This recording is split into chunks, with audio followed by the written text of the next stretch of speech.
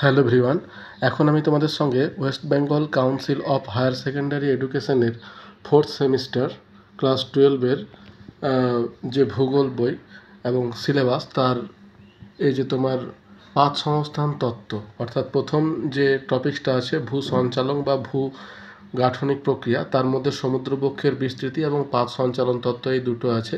তো এই পাত সংস্থান তত্ত্ব সম্পর্কে এই ভিডিওতে আমি তোমাদের সঙ্গে আলোচনা করব। যদি ভিডিওটা তোমাদের ভালো লেগে থাকে তাহলে একটা লাইক দিও, বন্ধুদের সঙ্গে শেয়ার করো, আর চ্যানেলটা সাবস্ক্রাইব করে রাখো। আর যদি কোনো প্রশ্ন থাকে আমাকে কমেন্ট বক্সে কমেন্ট করো, আমি তোমাদের প্রশ্নের উত্তর দেবো। তো চলো শুরু করা যাক। তাহলে দেখো, টপিকটার নাম হচ্ছে ভূ সঞ্চালক বা ভূগাঠনিক প্রক্রিয়া। তাহলে ভূ সঞ্চালক বা ভূগাঠনিক প্রক্রিয়া কোনটাকে বলছে? বলছে ভূপৃষ্ঠের উপরিভাগের আকৃতি বা রূপকে বলা হয় ভূমিরূপ। যেসব প্রক্রিয়ার মাধ্যমে ভূমিরূপের পরিবর্তন ও বিবর্তন হয় তাদের ভূগাঠনিক প্রক্রিয়া বা ভূ সঞ্চালক বলা হয়, যেটা আমাদের টপিকের নাম। ঠিক আছে, এই ভূগাঠনিক প্রক্রিয়ার বিশ্লেষণে সবথেকে উল্লেখযোগ্য দুটি তত্ত্ব হচ্ছে, একটা হচ্ছে সমুদ্রবক্ষের বিস্তৃতি তত্ত্ব আর একটা হচ্ছে পাত সংস্থান তত্ত্ব। বুঝতে পেরেছো? তাহলে তোমাদের সিলেবাসের মধ্যে এই ভূ সঞ্চালক বা ভূগাঠনিক প্রক্রিয়ার মধ্যে অনেকগুলো প্রক্রিয়া আছে, তার মধ্যে কিন্তু এই দুটো তত্ত্বকে এখানে তোমাদের সিলেবাসের মধ্যে অন্তর্ভুক্ত করা হয়েছে। তো আমি তোমাদের এই ভিডিওতে পাত সংস্থান তত্ত্ব সম্পর্কে আলোচনা করব। তো দেখো, পাত সংস্থান তত্ত্ব বা প্লেট টেকটনিক থিওরি যেটাকে বলা হয়, এই পাত সংস্থান তত্ত্বের উপরে যে সমস্ত প্রশ্নগুলো হবে সেগুলো আমি পরপর লিখে রেখেছি, এগুলো একটা একটা করে আমি তোমাদের সঙ্গে বিশ্লেষণ করছি। তো 1 নম্বর প্রশ্ন যেটা আছে সেটা বলছে যে পাত সংস্থান তত্ত্বের পটভূমি ও ভিত্তি এবং পাত সংস্থান তত্ত্বের মূল বিষয়বস্তু কি? তাহলে দেখো, তত্ত্বের পটভূমি বা ভিত্তি কোনটাকে বলছে? ভিত্তি বলছে যে একটা তত্ত্ব যখন আসে তখন সে কিন্তু পূর্বেকার কিছু তত্ত্বের উপরে বেস করে বা পটভূমি হিসাবে ব্যবহার করে সে কিন্তু তত্ত্বটা তোমার আমাদের সামনে আসে। তো ঠিক একই রকমভাবে পাত সংস্থান তত্ত্বের পটভূমিটা কি সেটা আমাদেরকে আলোচনা করতে হবে।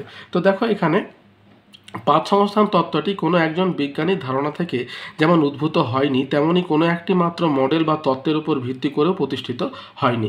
বিভিন্ন তত্ত্ব বা মডেলের সংমিশ্রিত আধুনিক রূপ হলো পাত সংস্থান তত্ত্ব। মূলত পূর্ববর্তী 3টি মডেল, ঠিক আছে, মূলত পূর্ববর্তী, এটাও কিন্তু এর আগে অনেক তত্ত্ব আছে, তার মধ্যে এখানে তোমার 3টি তত্ত্ব বা মডেলের কথা এখানে বলা হয়েছে, তার উপর ভিত্তি করে পাত সংস্থান তত্ত্বটি প্রকাশিত হয়। যেসব মডেলের উপর ভিত্তি করে পাত সংস্থানটি প্রতিষ্ঠিত হয় সেগুলি হলো, দেখো এখানে ছকের আকারে কিন্তু 3টে তত্ত্বের কথা দেওয়া আছে, যার মধ্যে 1912 সালে ওয়েগনারের কন্টিনেন্টাল ড্রিফট থিওরি, এটা আমরা প্রত্যেকেই জানি, মহি সঞ্চরণ তত্ত্ব, অর্থাৎ প্রত্যেকটা মহাদেশ সঞ্চরণ হয়েছে, এটা হচ্ছে 1912 সালে। তারপর দেখো, এই 1912 সালে কন্টিনেন্টাল ড্রিফট থিওরির উপরে বেস করে বা পটভূমি হিসাবে ব্যবহার করে তারপরের তত্ত্বটা কি হলো, 1928-29 সালে আর্থার হোমসের তাপীয় পরিচলন স্রোত তত্ত্ব। ঠিক আছে, তাপীয় পরিচলন স্রোত তত্ত্বটা কিন্তু প্রকাশিত হলো। এই তত্ত্বে কি বলছে? ভূ অভ্যন্তরে সৃষ্ট এই স্রোতের প্রভাবেই সমুদ্রতলের প্রসারণ এবং মহাদেশের সঞ্চরণ এবং পাতের সঞ্চারণ ঘটে। তারপরের তত্ত্ব কি হলো, 1962 সালে হ্যারি হেস এর তোমার সমুদ্র বক্ষ প্রসারণ তত্ত্ব, যেটা আমাদের এর আগে পড়া হয়েছে, যে সমুদ্র বক্ষ প্রসারণ তত্ত্ব, এটা 1962 সালে। ঠিক আছে, এই 3টে তত্ত্ব হচ্ছে তোমার এই পাত সংস্থান তত্ত্বের পটভূমি বা তোমার এদের ওই ভিত্তি। ঠিক আছে, তাহলে প্রকাশিত মডেলের নাম সমুদ্র বক্ষ প্রসারণ তত্ত্ব। মধ্য মহাসাগরীয় শৈলশিরা বরাবর সৃষ্ট নতুন সামুদ্রিক ভূত্বক ধীরে ধীরে উভয় দিকে বিস্তার লাভ করে। তাহলে এইটাই হচ্ছে তোমার পাত সংস্থান তত্ত্বের এই 3টে তত্ত্ব হচ্ছে ভিত্তি। একটা হচ্ছে মহি সঞ্চরণ তত্ত্ব, যেটা 1912 সালে ওয়েগনার দ্বারা প্রতিষ্ঠিত হয়। একটা হচ্ছে তোমার তাপীয় পরিচলন স্রোত তত্ত্ব, যেটা তোমার 1928 থেকে 29 সালে তোমার আর্থার হোমস দ্বারা পরিচালিত হয়। আর একটা 1962 সালের হ্যারি হেসের দ্বারা প্রকাশিত মডেল হচ্ছে সমুদ্র বক্ষ প্রসারণ তত্ত্ব। এই 3টে তত্ত্বের উপর ভিত্তি করে আমাদের যে তত্ত্বটা এলো সেই তত্ত্বটা হচ্ছে তোমার আমাদের পাত সংস্থান তত্ত্ব। এবার দেখো, এই পাত সংস্থান তত্ত্বটা কি এবং এর মূল ভিত্তি কি সেটা আমরা আলোচনা করব। তো দেখো, পাত সংস্থান তত্ত্বটা কি বলছে? বলছে বিভিন্ন বিজ্ঞানীর সম্মিলিত গবেষণার ফল হলো পাত সংস্থান তত্ত্ব বা পাত সঞ্চালন মতবাদ। 1965 খ্রিস্টাব্দে কানাডার টরেন্টো বিশ্ববিদ্যালয়ের ভূতত্ত্ব এবং ভূপদার্থবিদ অধ্যাপক জন টুজো উইলসন, ঠিক আছে, এক কথায় উইলসন বলতে পারো, পাত কথাটি প্রথম ব্যবহার করেন। তাহলে প্রথম কে পাত কথাটি ব্যবহার করেন? উইলসন। ঠিক আছে, তার উল্লিখিত এই পাত বা প্লেট শব্দটি নেচার পত্রিকায় প্রকাশিত হয়। এই গবেষণাপত্রে তিনি পাত শব্দটির পাশাপাশি পাত সঞ্চালন বা পাত সংস্থান শব্দটিরও প্রথম ব্যবহার করেন। এর ঠিক 2 বছর পরে অর্থাৎ 1967 খ্রিস্টাব্দে ডিপি ম্যাকেঞ্জি এবং আর.এল. পার্কাস পাতগুলির সঞ্চালনের বা সরে যাওয়ার কারণ ব্যাখ্যা করেন। এরপর 1968 খ্রিস্টাব্দে তোমার মর্গ্যান এবং পিচো, ঠিক আছে, এটাই হচ্ছে মূল কথা। পিচো হচ্ছে তোমার পাত সংস্থান তত্ত্বের জনক। পিচো পাত সংস্থান তত্ত্বের বিভিন্ন দিক সম্পর্কে আলোকপাত করেন।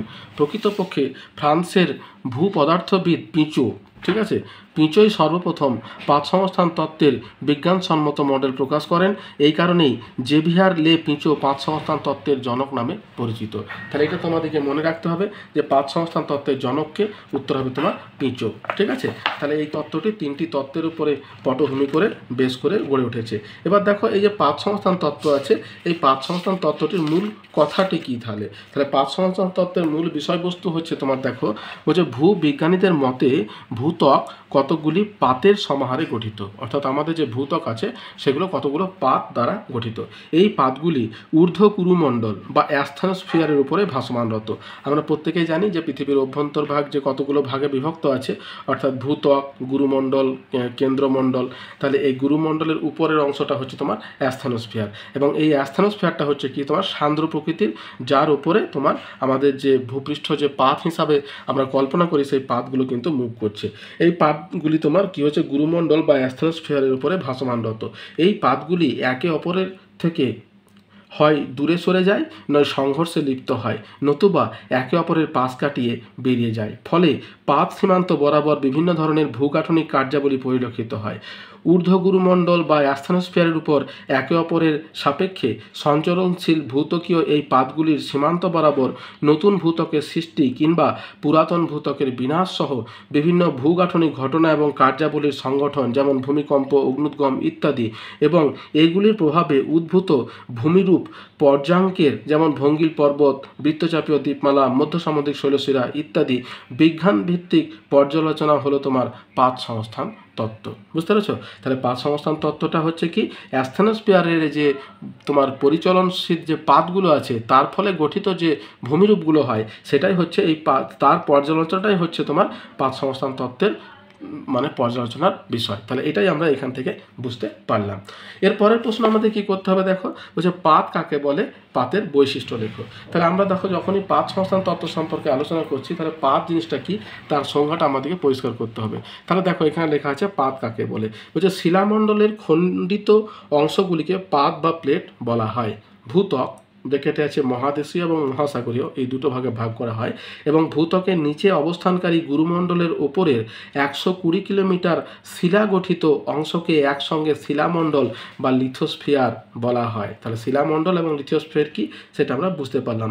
শিলামণ্ডলের নিচে রয়েছে অ্যাস্থনোস্ফিয়ার, সুতরাং অ্যাস্থনোস্ফিয়ারের ওপরে ভাসমান শিলাখণ্ডের খণ্ডিত অংশই হলো পাত। তাহলে এটাই হচ্ছে মূল কথা, যে অ্যাস্থনোস্ফিয়ারের ওপরে ভাসমান শিলাখণ্ডের খণ্ডিত অংশই হচ্ছে পাত বা প্লেট, যেগুলি কঠিন, অনমনীয় এবং চলমান বা সঞ্চরণশীল। বুঝতে পারছো? তাহলে এই হচ্ছে তোমার পাতের সংজ্ঞা।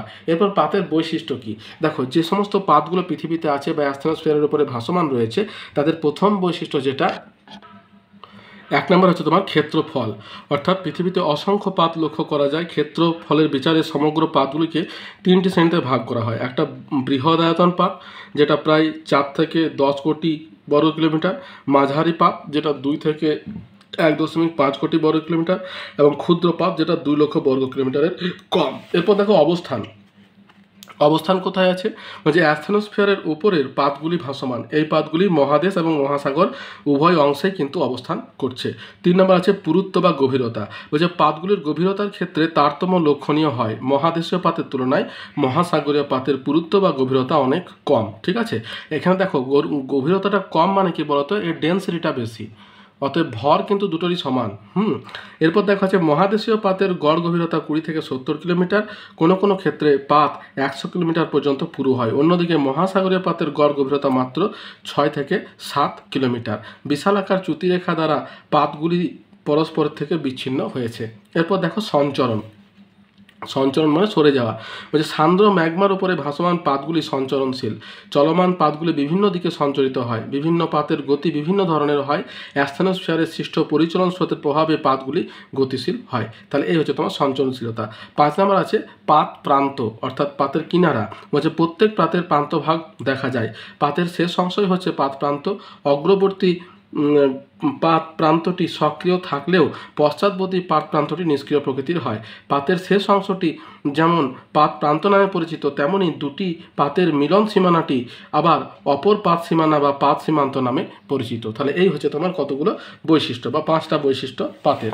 এর পরের প্রশ্ন আছে দেখো, পাত প্রান্ত ও পাত সীমানা বা সীমান্তর মধ্যে পার্থক্য কী? ঠিক আছে, সীমান্ত আর প্রান্ত দুটোর মধ্যে পার্থক্য দেখো।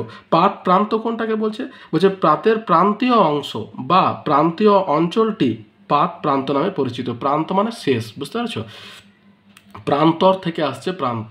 হ্যাঁ, আর অন্যদিকে সীমান্ত কোনটাকে বলছে?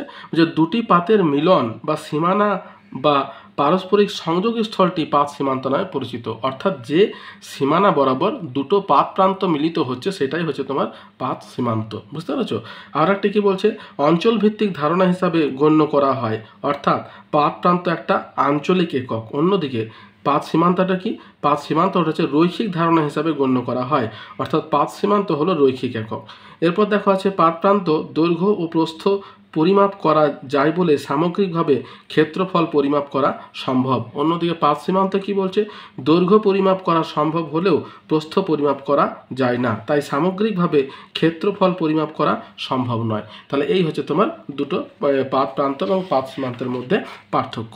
এরপরে 4 নম্বর আছে দেখো, পাতের অস্তিত্বের প্রমাণ কিভাবে পৃথিবীতে পাওয়া যায়। তাহলে দেখো আমরা যে বলছি যে বিভিন্ন পাত দ্বারা পৃথিবী বিভক্ত, এটা আমরা কিভাবে প্রমাণিত করতে পারি সেটাই বলছে। তাহলে সেটাই বলছে তোমার পাতের অস্তিত্বের প্রমাণ। তাহলে কিভাবে তো আমরা পাতের অস্তিত্বের প্রমাণ করতে পারি? যেমন ধরো প্রথম হচ্ছে তোমার চিত্র পর্যবেক্ষণ। 1 নম্বর হচ্ছে চিত্র পর্যবেক্ষণ বা ছবি পর্যবেক্ষণ। বলছে বিভিন্ন মহাসাগরীয় শৈলশিরা বরাবর অতি উন্নত প্রযুক্তির সাহায্যে চিত্র গ্রহণ করা হয়। চিত্রে দেখা যায় এই অংশ বরাবর অর্থাৎ প্রসারণকারী সীমানায় ম্যাগমা বা লাভার উদগীরণ স্পষ্ট। হ্যাঁ, তুজো উইলসন এই চিত্র পর্যবেক্ষণ করেই পাতের উপস্থিতি প্রমাণ করেন। পরবর্তী সময়ে জিপিএস রেকর্ডার বসিয়ে উদ্গৃহীত ম্যাগমার প্রসারণ দেখে পাত এবং পাতের সঞ্চরণের গতিবেগ প্রমাণিত হয়। ঠিক আছে, অর্থাৎ সমুদ্রের মাঝ বরাবর যখন তোমার ওই উদগীরণ হয়, শৈলশিরা বরাবর যে ম্যাগমা উদগীরণ হয়, সেটা কিন্তু তোমার কি বলছে, চিত্র দ্বারাও কিন্তু প্রকাশিত হচ্ছে যে সেখানে কিন্তু একটা দুটো পাতের সীমান্ত বরাবরই কিন্তু ওই উদগীরণটা হচ্ছে। 2 নম্বর কি বলছে, বেনিয়প অঞ্চলের পর্যবেক্ষণ। তাহলে বেনিয়প অঞ্চলে কি হচ্ছে, সৃষ্ট অগভীর মাঝারি এবং গভীর ভূমিকম্পের উৎস অঞ্চল পর্যবেক্ষণ করা হয়। পর্যবেক্ষণে দেখা যায় যে এই অংশে নিমজ্জিত পাতের অবস্থান একেবারেই স্পষ্ট। পাতের উপস্থিতির জন্যই পাতের নিমজ্জন ঘটে। ভূমিকম্পের উৎসস্থানগুলির অবস্থান পর্যবেক্ষণ করে পাতের গভীরতাও নির্ণয় করা সম্ভব হয়। তাহলে বেনিয়প অঞ্চল মানে কি, দুটো পাতের যে সংযোগ স্থল, সেখানে যে ঢালু পাত সীমান্তের সৃষ্টি হয় সেটাকে বেনিয়প অঞ্চল বলছে। তাহলে এই বেনিয়প অঞ্চল সেখানেই সৃষ্টি হয় যেখানে দুটো পাত সীমান্ত বরাবর মিলিত হয়, সেটাই বলছে তোমার বেনিয়প অঞ্চল, যা পাত সীমান্তকে বা পাতের ধারণাকে নিদর্শন করে। 3 নম্বর বলছে মহাসাগরীয় শৈলশিরা অঞ্চলে আগ্নেয়শিলার উপস্থিতি। তাহলে কি বলছে, আগ্নেয়শিলা কোথায় সৃষ্টি হয় গো? আগ্নেয়শিলা সৃষ্টি হয় তোমার ম্যাগমা থেকে, হ্যাঁ, বা লাভা থেকে তোমার সৃষ্টি হয় আগ্নেয়শিলা। তাহলে মহাসাগরীয় শৈলশিরা অঞ্চলে যখন এই আগ্নেয়শিলার উপস্থিতি লক্ষ্য করা যাচ্ছে, তখনই এটা প্রমাণিত হচ্ছে কি যে ওইটা কিন্তু দুটো পাতের সংযোগস্থল বরাবর বেরিয়ে এসে কিন্তু সৃষ্টি হচ্ছে। দেখো বলছে মহাসাগরীয় শৈলশিরা অঞ্চলে সামুদ্রিক ভূত্বকে আগ্নেয়শিলার উপস্থিতি একেবারেই স্পষ্ট।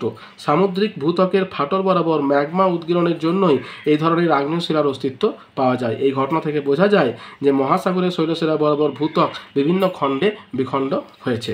এরপর 4 নম্বর দিয়েছে মহাদেশীয় সঞ্চরণ অর্থাৎ কন্টিনেন্টাল ড্রিফট। বলছে আধুনিক গবেষণা দ্বারা বোঝা যায় মহাদেশীয় ভূখণ্ডের সুস্পষ্টভাবে স্থানান্তর বা সঞ্চরণ ঘটছে। ভূত্বক যদি অবিচ্ছিন্ন থাকতো তাহলে এই ধরনের ভূখণ্ডীয় চলন বা স্থানান্তর ঘটতো না। সুতরাং ভূত্বক যে বেশ কিছু প্লেট বা পাতের বিভক্ত তা সহজেই বোঝা যায়। এরপর দেখা আছে ঊর্ধ্বমুখী পরিচলন স্রোতের ভূমিকা। হচ্ছে অ্যাস্ট্রোস্ফিয়ারের মধ্যে ঊর্ধ্বমুখী পরিচলন স্রোতের উৎপত্তি হয়। এই স্রোত অত্যন্ত সক্রিয় এবং শক্তিশালী। প্রবল এই স্রোতের প্রভাবে ভূত্বকের অংশবিশেষ গলে যায়। এই ধরনের গলনের মাধ্যমেই ভূত্বক খণ্ডে খণ্ডে বিভক্ত হয়ে যায় এবং এই খণ্ডিত অংশগুলি পাত হিসাবে অবস্থান করছে। এবং সবশেষে দিয়েছে দেখো স্বাভাবিক এবং বিপরীত চুম্বকত্বের উপস্থিতি। তো স্বাভাবিক এবং বিপরীত চুম্বকত্ব কোনটাকে বলছে দেখো, আমি তোমাদের এটা ছবি এঁকে বুঝিয়ে দিই প্রথমে যে বিপরীত চুম্বকত্ব কোনটাকে বলছে। দেখো শৈলশিরা বরাবর যখন ম্যাগমার উদ্গীরণ হয় তখন এই যে ধরো এটা হচ্ছে তোমার মাঝের শৈলশিরা, ঠিক আছে, এবং এই জায়গা থেকে ম্যাগমা উদ্গীরিত হলো এবং ম্যাগমাটা তোমার লাভা হিসাবে উদ্গীরিত হলো এবং তার পার্শ্ববর্তী অঞ্চলে যখন সেটা তোমার জমছে তখন কি হচ্ছে বলতো, সেটা কিন্তু ম্যাগমেটিক নর্থ হিসাবে ধরো প্রথমে এদিকটা সাউথ থাকছে তারপরে নর্থ থাকছে। এবার ধরো আমরা জানি যে চুম্বক কি করে তোমার তার সমমেরুকে বিকর্ষণ করে, যার জন্য কি হচ্ছে যখন পুনরায় তোমার এই যে উদ্গীরণ হচ্ছে তখন তার পাশে কি হচ্ছে এই নর্থের জায়গায় সাউথ হয়ে যাচ্ছে, সাউথের জায়গায় নর্থ হয়ে যাচ্ছে। একই রকমভাবে আবার যখন হচ্ছে তখন সাউথের জায়গায় নর্থ, নর্থের জায়গায় সাউথ, সে একই রকমভাবে এইদিকেও কিন্তু একই ঘটনা লক্ষ্য করা যাচ্ছে। তাহলে এই যে তোমার পরিবর্তনটা হচ্ছে এটা থেকে প্রমাণিত হচ্ছে কি যে এটা ম্যাগমা উদ্গীরণের ফলেই একটার পর একটা তোমার এরকম ভূত্বকের সৃষ্টি হচ্ছে। তো সেটাই বলছে স্বাভাবিক এবং বিপরীত চৌম্বকত্বের উপস্থিতি। বলছে মধ্য সামুদ্রিক শৈলশিরার দুপাশে স্বাভাবিক এবং বিপরীত চৌম্বকত্বের উপস্থিতি দেখা যায়। এই ঘটনা থেকে বোঝা যায় যে মধ্য সামুদ্রিক শৈলশিরা থেকে ভূত্বক দুপাশে সমান হারে সরে যাচ্ছে। এর ফলে পাশে পাতের সৃষ্টি হচ্ছে এবং ধীরে ধীরে দূরের দিকে সরে যাচ্ছে। তাহলে এই হলো তোমার পাতের উপস্থিতি বা পাতের অস্তিত্বের প্রমাণ। এরপরে দেখো 5 নম্বরে যেটা করতে হবে যে পাত সঞ্চরণের বা গতিময়তার কারণগুলি কি কি। তাহলে যে পাত যে তোমার সঞ্চরণশীল হচ্ছে বা গতিময় হচ্ছে তার কারণ কি, তো কোনো একটা তো ফোর্স কাজ করছে যার জন্য তোমার পাতগুলো সরে যাচ্ছে, বিনা কারণে তো কোনো কিছু হয় না। আমরা ধরো যে হাতকে তোমার সরাচ্ছি বা কোনো একটা কাজ করছি, কোনো জিনিসকে একটা জায়গা থেকে অন্য জায়গাতে নিয়ে যাচ্ছি, এই মুভমেন্টটা কিসের জন্য হচ্ছে, কোনো একটা শক্তির জন্য হচ্ছে। তাহলে যখনই তোমার পাতগুলো সরছে তখন নিশ্চয়ই কোনো শক্তি কাজ করছে। তো এই গতিময়তার কারণ হিসাবে কিন্তু এখানে দেখো কতগুলো শক্তির কথা কিন্তু বলা হয়েছে। প্রথম শক্তিটা কি, পরিচলন স্রোত। অ্যাস্থেনোস্ফিয়ারে যে পরিচলন স্রোত হয় সেটার কথা বলা হয়েছে। পরিচলন স্রোত কি বলতো, ধরো আমরা কোনো একটা হাঁড়িতে জল গরম করতে দিলাম, হ্যাঁ, গ্যাসে বা উনুনে যেখানেই হোক, তাহলে দেখবে যখন নিচের জলটা গরম হয়ে যাবে তখন সে কিন্তু হালকা হয়ে উপরে উঠে যাবে এবং উপরের ঠান্ডা বা ভারী জলটা কিন্তু নিচে আসবে।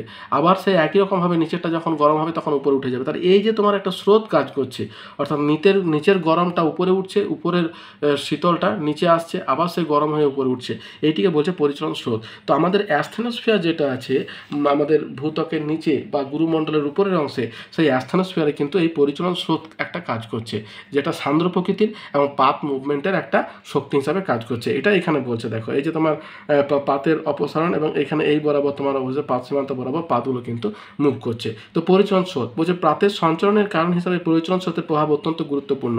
হোমস প্রদত্ত পরিচলন স্রোত তত্ত্বটি এক্ষেত্রে বিশেষভাবে তাৎপর্যপূর্ণ। শিলামণ্ডলের বা লিথোস্ফিয়ারের নিচে রয়েছে ক্ষুব্ধমণ্ডল বা অ্যাস্থেনোস্ফিয়ার। এই ক্ষুব্ধমণ্ডলে বৃত্তাকার ঘূর্ণমান ক্ষুদ্র ক্ষুদ্র পরিচলন কোষের উপস্থিত হয়। তাপীয় কারণেই এই স্রোতের সৃষ্টি হয়। পরিচলন কোষের তরঙ্গের দ্বারাই পাতগুলি সঞ্চরণশীল হয়। পরিচলন স্রোত যেখানে ঊর্ধ্বমুখী হয় সেখানে পাতগুলি পরস্পর থেকে দূরে সরে যায়, আবার পরিচলন স্রোত যেখানে নিম্নমুখী অংশে পাতের নিচের অন্তর্ধান ঘটে, অর্থাৎ ঊর্ধ্বমুখী স্রোত স্থানে প্রতিসারী পাত সীমানা এবং নিম্নমুখী স্থানে অভিসারী পাত সীমানা সৃষ্টি হয়। অর্থাৎ দেখো এখানে কি বলছে, দেখো এখানে ধরো পরিচলন স্রোত সৃষ্টি হচ্ছে, তো এরকম কতগুলো পরিচলন কোষের সৃষ্টি হচ্ছে, বুঝতে পারছো, এগুলোকে এক একটা পরিচলন কোষ বলছে, ঠিক আছে, এরকম কতগুলো পরিচলন কোষের সৃষ্টি হচ্ছে।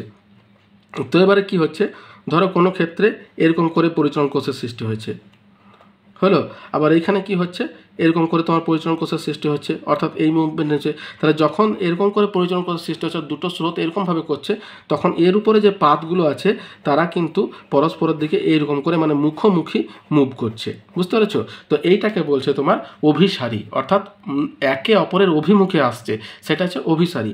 আর যদি ধরো এটা ধরো এরকম করে আসছে, ঠিক আছে, আর এটা এরকম করে যাচ্ছে, তাহলে কি এই দুটো পরস্পর থেকে দূরে সরে যাচ্ছে, ঠিক আছে, এই বরাবর তাদের তাহলে এইটা হচ্ছে তোমার প্রতিসারী, অর্থাৎ একে অপরের দূরে সরে যাচ্ছে।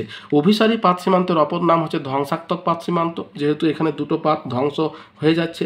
আর প্রতিসারী যেটা আছে এটা হচ্ছে তোমার সৃষ্টিকারী পাত সীমান্ত, বুঝতে পেরেছো, এটা হচ্ছে সৃষ্টিকারী পাত সীমান্ত। এই হলো তোমার পরিচলন কোষ এবং পাতের মুভমেন্ট।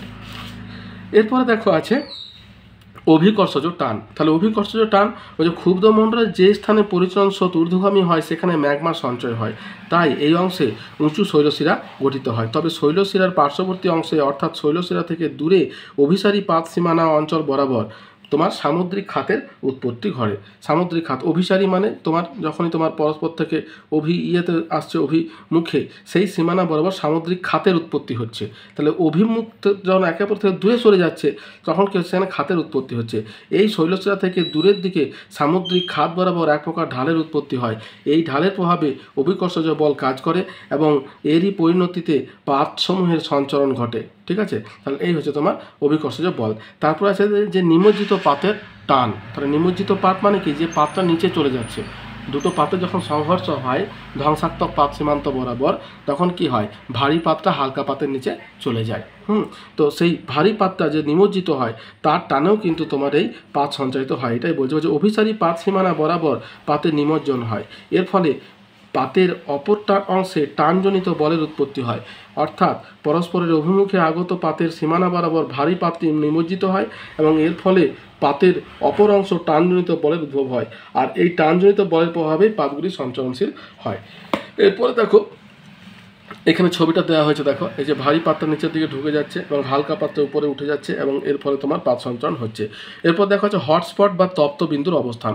হটস্পট কোনটাকে বলছে গো, যেখানে তাপমাত্রাটা পার্শ্ববর্তী অঞ্চল থেকে বেশি, সেই জায়গাটাকে বলছে হটস্পট, অর্থাৎ যেখান থেকে ম্যাগমার উদ্গীরণ হয় সেটাই হচ্ছে হটস্পট। বলছে ভূত্বকের মধ্যে অসংখ্য হটস্পট বা তপ্ত বিন্দুর অবস্থান দেখা যায়। আধুনিক ভূবিজ্ঞানীদের অনুমানে সমগ্র পৃথিবীতে 20টিরও বেশি হটস্পট দেখা যায়। এই হটস্পট বরাবর ম্যাগমা উত্থিত হয়। উদ্গীরিত লাভা সামুদ্রিক শৈলশিরার ঢাল বরাবর গড়িয়ে যায়।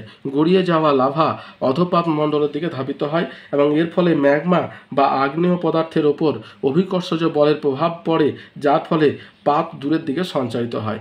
এরপর দেখো আছে পাতের গতিশীলতা, পাতের শীতলীকরণ। ঠিক আছে, 5 নম্বর আছে পাতের শীতলীকরণ। তাহলে শীতল হলে কি হয় গো, বস্তু সংকুচিত হয়, বুঝতে পারছো?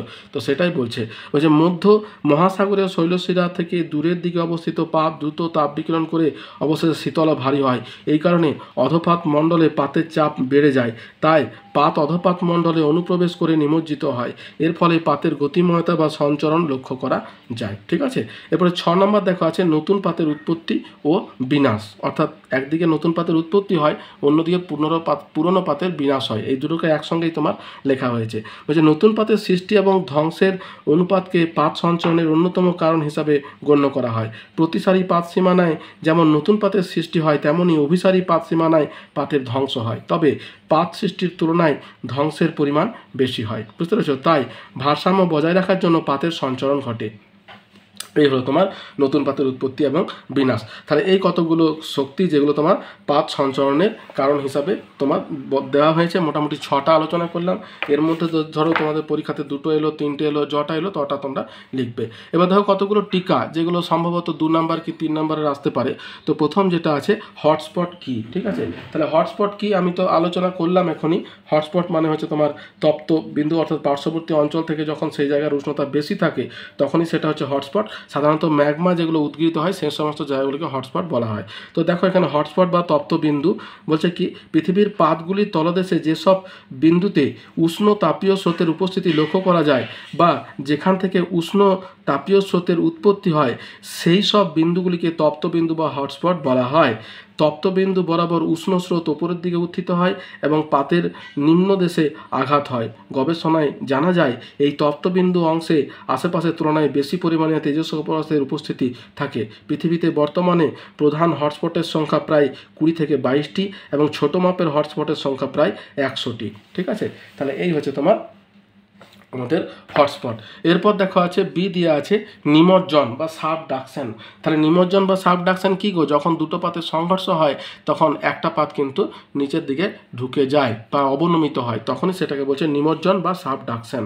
বলছে অভিসারী পাত সীমানা বরাবর মহাদেশীয় ও মহাসাগরীয় পাতের সংঘর্ষ হয়। এর ফলে ভারী মহাসাগরীয় পাতটি হালকা মহাদেশীয় পাতের নিচে প্রবেশ করে। ভারী পাতের এই ধরনের নিমজ্জিত হওয়ার ঘটনাকে নিমজ্জন বলা হয়। ঠিক আছে, তাহলে এই হচ্ছে তোমার নিমজ্জন। তারপরে দেখো আছে সূচার লাইন বা সিবন রেখা। তাহলে দেখো সূচার লাইন কোন জিনিসটাকে বলছে, এটা কিন্তু একটা গুরুত্বপূর্ণ প্রশ্ন যে সূচার লাইন জিনিসটা কি। তাহলে দেখো সূচার লাইন, অভিসারী পাত সীমানায় দুটি মহাদেশীয় পাত, অভিসারী মানে অভিমুখ, ঠিক আছে, অভিমুখ, একে অপরের অভিমুখে যাত্রা, মানে দুটো পাত যখন মুখোমুখি যাত্রা করে তখন সেটাকে বলছে অভিসারী বা অভিমুখী। আর প্রতিসরণ মানে সরে যাওয়া, তাহলে প্রতিসারী পাত সীমান্ত মানে একে অপর থেকে দূরে চলে যাওয়া। তাহলে অভিসারী পাত সীমান্ত বা ধ্বংসাত্মক পাত সীমানায় দুটি মহাদেশীয় পাত একটি তল বরাবর পরস্পরের সঙ্গে মিলিত হয়, অথবা একটি রেখা বরাবর পাতের অবনমন বা নিমজ্জন প্রক্রিয়া সম্পন্ন হয়।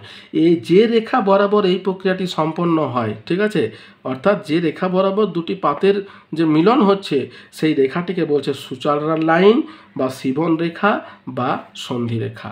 বুঝতে পেরেছ? উদাহরণ কি বলছে, হিমালয় অঞ্চলের সিন্ধু সাংপো শিবন রেখা, এরকম একটা উদাহরণ দেবে তাহলে ভালো হবে। এরপরে দেখো আছে মহীখাত। তাহলে মহীখাত জিনিসটা কি? আমরা মহীখাত তো পড়েছি। মহীখাত হচ্ছে তোমার অগভীর খাত, যেখানে বর্তমানে তোমার আমাদের হিমালয় পর্বত আছে, টেথিস। তাহলে মহীখাতটা কি দেখো, বলছে মহীখাত বা জিওসিনক্লাইন হলো এক ধরনের অগভীর সমুদ্র, ঠিক আছে। দুটি মহাদেশীয় পাতের মধ্যবর্তী যে দীর্ঘ সংকীর্ণ এবং অবনমিত সমুদ্র পর্যাঙ্কে পলির স্তূপ গড়ে ওঠে তাকে মহীখাত বা জিওসিনক্লাইন বলা হয়। তাই ভূত্বক বা পৃথিবী ক্রমনিম্নমান অবনমিত অঞ্চলই হচ্ছে মহীখাত। উদাহরণ হচ্ছে জিওসিনক্লাইনের আদর্শ উদাহরণ হলো টেথিস মহীখাত, যেখান থেকে হিমালয় পর্বতের জন্ম হয়, ঠিক আছে। এবারে দেখো, এই যে জিওসিনক্লাইন বা মহীখাত আছে দুই ধরনের হয়, একটা হচ্ছে মায়োজিওসিনক্লাইন, একটা হচ্ছে ইউজিওসিনক্লাইন। মায়োজিওসিনক্লাইন কোটাকে বলছে, বলছে মহাদেশের নিকটবর্তী জিওসিনক্লাইনের অবস্থান হলে সেখানে স্থলবিধৌত পদার্থের অবক্ষেপ বা সঞ্চয় দেখা যায়, একে মায়োজিওসিনক্লাইন বলা হয়। আর ইউজিওসিনক্লাইন বলছে মহীঢাল বরাবর অবস্থান করা জিওসিনক্লাইনে বিভিন্ন ধরনের আগ্নেয় পদার্থ সঞ্চয় দেখা যায়, একে ইউজিওসিনক্লাইন বলা হয়। তাহলে এই হচ্ছে দুটো কথা। তোমার জিওসিনক্লাইনকে দুটো ভাগে ভাগ করছে, একটা হচ্ছে মায়োজিওসিনক্লাইন, একটা হচ্ছে ইউজিওসিনক্লাইন।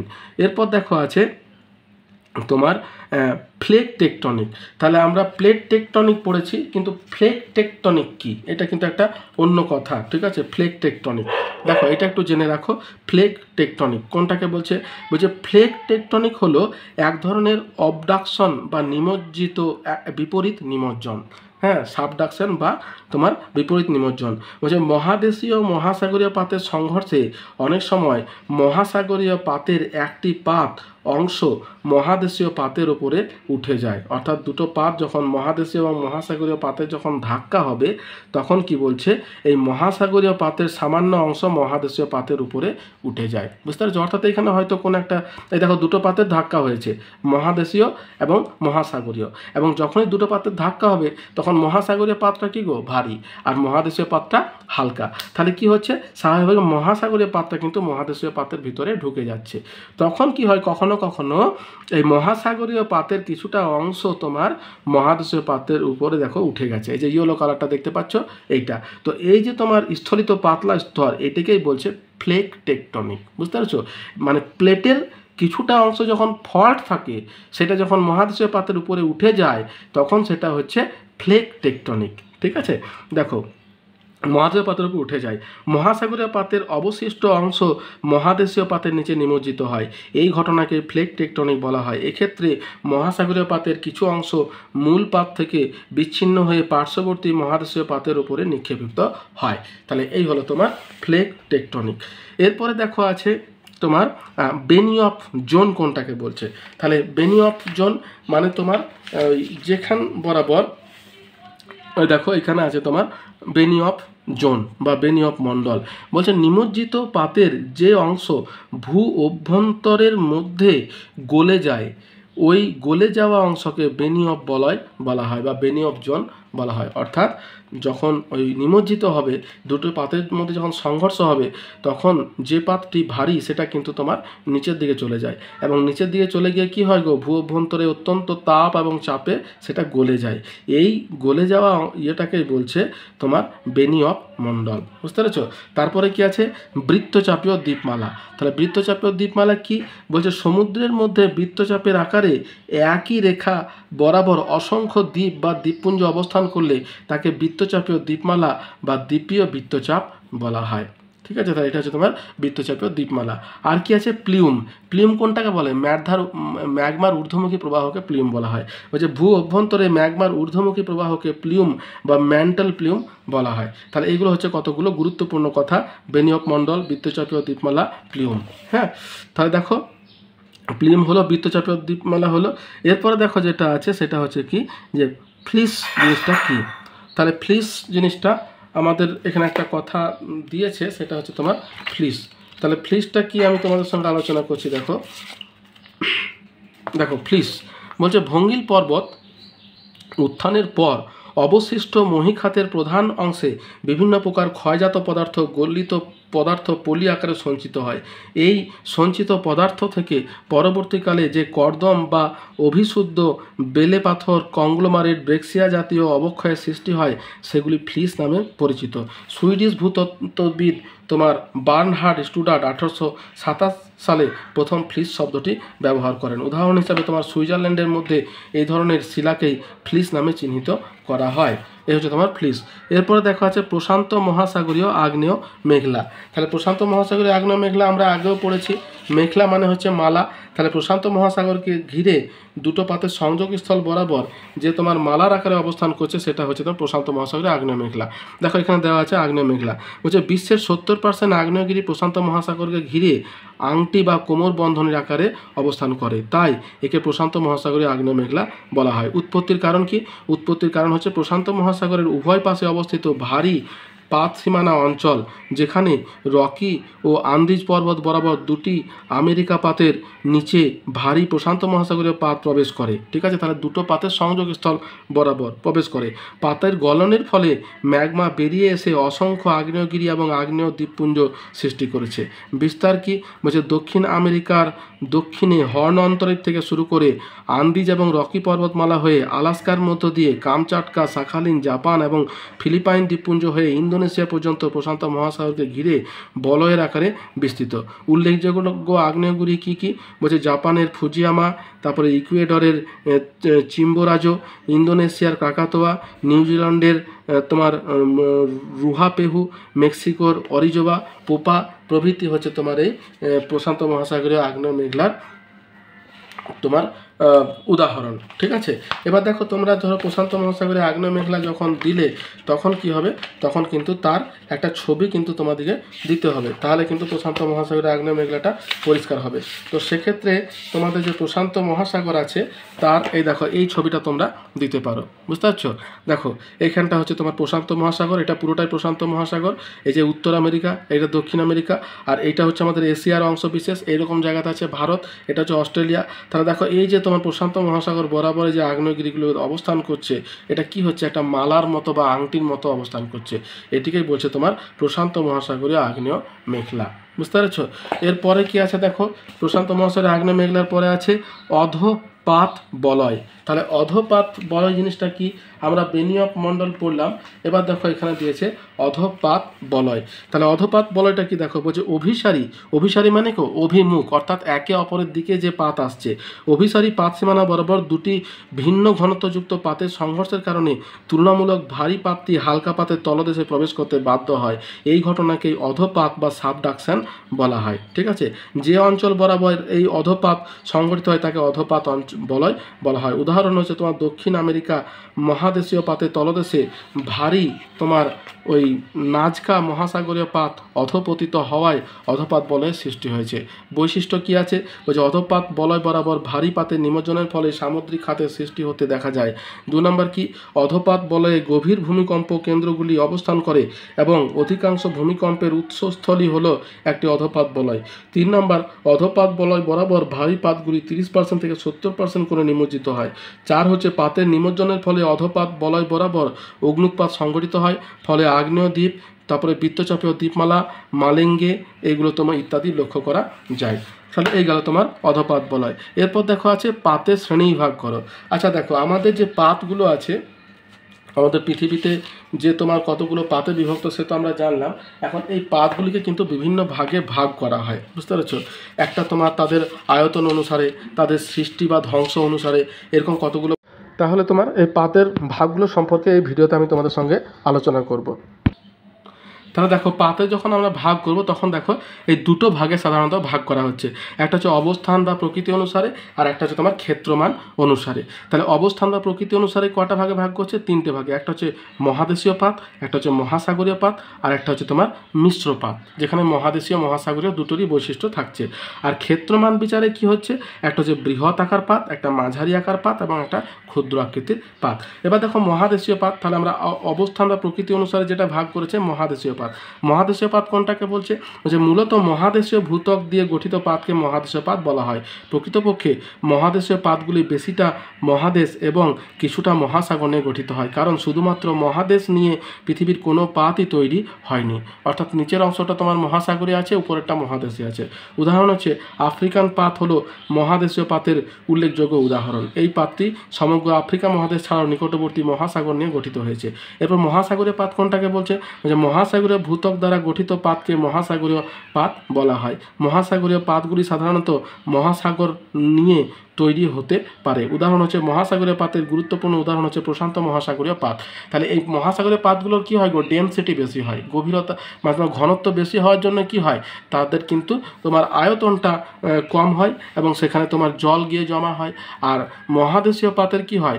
ঘনত্বটা কিন্তু কম হয়, যার জন্য তাদের উচ্চতাটা বেশি হয়। আর মিশ্র পাত কোনটাকে বলছে? দেখো 3 নাম্বার বলছে এই ধরনের পাত মহাদেশীয় ভূত্বক এবং মহাসাগরীয় ভূত্বকের সমন্বয়ে গঠিত হয়। উদাহরণ হচ্ছে দক্ষিণ আমেরিকান পাত, অস্ট্রেলিয়ান পাত প্রভৃতি। তাহলে এই গেল তোমার অবস্থান অনুসারে। এরপর দেখো ক্ষেত্রমান অনুসারে। ক্ষেত্রমান অনুসারে 3টে আছে তোমার, বৃহৎ পাত, মাঝারি পাত এবং ক্ষুদ্র পাত। তাহলে বৃহৎ পাত কোনটাকে বলছে? বলছে সমগ্র পৃথিবীতে 7টি বৃহতাকার শিলামণ্ডলীয় পাত দেখা যায়। এর মধ্যে বৃহত্তম হচ্ছে তোমার প্রশান্ত মহাসাগরীয় পাত। অর্থাৎ 7টা যে বড় পাত আছে আমাদের পুরো পৃথিবীতে, সেই 7টা বৃহৎ পাতের মধ্যে সবথেকে বড় পাত হচ্ছে তোমার প্রশান্ত মহাসাগরীয় পাত। বৃহদাকার পাতগুলি পৃথিবীর প্রধান বা মুখ্য পাতের অন্তর্গত। এই পাতগুলি প্রাথমিক পাত নামেও পরিচিত। বৃহৎ দেখো একটা প্রাথমিক পাত, এটা হচ্ছে তোমার ওই বৃহৎ পাতের একটা নাম। এবং বৃহদাকার পাতের সংক্ষিপ্ত পরিচয় এখানে দেখো, এবার 7টা পাত বড় বড় এখানে দেওয়া হয়েছে। তোমাদের প্রশ্ন আসতে পারে 7টি বড় বড় পাত কী কী? তাহলে প্রথম দেখো আছে প্রশান্ত মহাসাগরীয় পাত, তারপর আছে আফ্রিকা পাত, তারপর আছে ইউরেশিয়া পাত, তারপর আছে উত্তর আমেরিকা, আন্টার্কটিকা, দক্ষিণ আমেরিকা এবং ইন্দো অস্ট্রেলিয়া পাত। তাহলে এটা হচ্ছে তোমার বৃহদাকার পাত। এর মাঝারি পাত কটা আছে? 8টা। তাহলে 7টি বড়, 8টি মাঝারি এবং ক্ষুদ্র পাত আছে তোমার 20টিরও বেশি। তাহলে এই তোমার 8টি মাঝারি মাপের আকৃতির পাত দেখা যায়। এদের মধ্যে বৃহদাকার হচ্ছে নাজকা পাত। মাঝারি মাপের পাতগুলি মাধ্যমিক পাত বা গৌণ পাত নামেও পরিচিত। এবার দেখো এখানে মাঝারি পাতগুলো দেওয়া আছে আর 8টি কী কী আছে। প্রথমে আছে নাজকা পাত, তারপর আছে ভারতীয় পাত, তারপর আছে আরবীয়, ফিলিপাইন, ক্যারিবিয়ান, কোকোস, স্কোসিয়া এবং জুয়ান ডি ফুকা। এগুলো হচ্ছে তোমার মাঝারি পাত। তাহলে আমাদের ভারত যেটা আছে সেটা কিন্তু মাঝারি পাতের অন্তর্গত। এবার ক্ষুদ্র পাত কোনটা আছে? যেটা 20টিরও বেশি আছে। বলছে পৃথিবীতে অসংখ্য ক্ষুদ্র পাত দেখা যায়। এই পাতগুলি ক্ষুদ্র হওয়ায় এদেরকে তোমার প্রগৌণ পাত বলা হয়। উল্লেখযোগ্য ক্ষুদ্র পাত যেমন দেখো এখানে প্রায় 31টা পাতের নাম এখানে দেওয়া আছে। তো এর মধ্যে 2-4টে তোমরা মনে রাখবে, তাহলে কিন্তু হবে। তাহলে এই হচ্ছে তোমার আমাদের পাতের শ্রেণীবিভাগ। এরপরে দেখো আছে আমাদের যে প্রথম যেটা তোমার পাতের শ্রেণীবিভাগটা হয়ে গেল। এর পরের প্রশ্নটা কি আছে? পাত সীমান্তের শ্রেণীবিভাগ করো। ঠিক আছে, তাহলে পাত এবং পাত সীমান্ত দুটো জিনিস কি এবং দুটোর পার্থক্য আমরা আগে আলোচনা করেছি। তাহলে পাতের শ্রেণীবিভাগ হলো, এবার পাত সীমান্তের শ্রেণীবিভাগ। তাহলে দেখো পাত সীমান্তের শ্রেণীবিভাগ করার আগে আমাদেরকে এই ছকটা দেখতে হবে। দেখো এই পাত সীমান্তকে দুটো ভাগে ভাগ করছে। একটা হচ্ছে পাতের চলনমানতার বৈচিত্র্য অনুযায়ী পাত সীমান্ত, একটা হচ্ছে ভূগাঠনিক কার্যাবলীর ভিত্তিতে পাত সীমান্ত। চলমানতার ভিত্তিতে 3টে ভাগে এটাকে ভাগ করা হচ্ছে। একটা হচ্ছে প্রতিসারী পাত সীমান্ত, একটা অভিসারী পাত সীমান্ত, একটা হচ্ছে নিরপেক্ষ পাত সীমান্ত। বুঝতে পেরেছো? তাহলে প্রতিসারী মানে কি গো? একে অপর থেকে দূরে চলে যাওয়া। অভিসারী মানে অভিমুখ, অর্থাৎ একে অপরের অভিমুখে যাত্রা, মানে একে অপরের সামনে আসা। আর নিরপেক্ষ মানে এটা কিন্তু পাশ কাটিয়ে চলে যাবে। আর ভূগাঠনিক বৈচিত্র্য অনুযায়ী দেখো 3টে ভাগে ভাগ করছে। একটা হচ্ছে গঠনকারী, বিনাশকারী এবং তোমার অপরিবর্তনশীল বা সংরক্ষণশীল পাত সীমান্ত। বুঝতে পেরেছো? বিনাশকারী পাত সীমান্তকে আবার তোমার 3টে ভাগে ভাগ করছে। একটা হচ্ছে মহাদেশীয় পাত সীমান্ত, একটা হচ্ছে মহাদেশীয় মহাসাগরীয় পাত সীমান্ত, একটা মহাসাগরীয় পাত সীমান্ত। এবার আমাদেরকে এই পাত সীমান্তগুলো সম্পর্কে আমাদের এক এক করে জানতে হবে।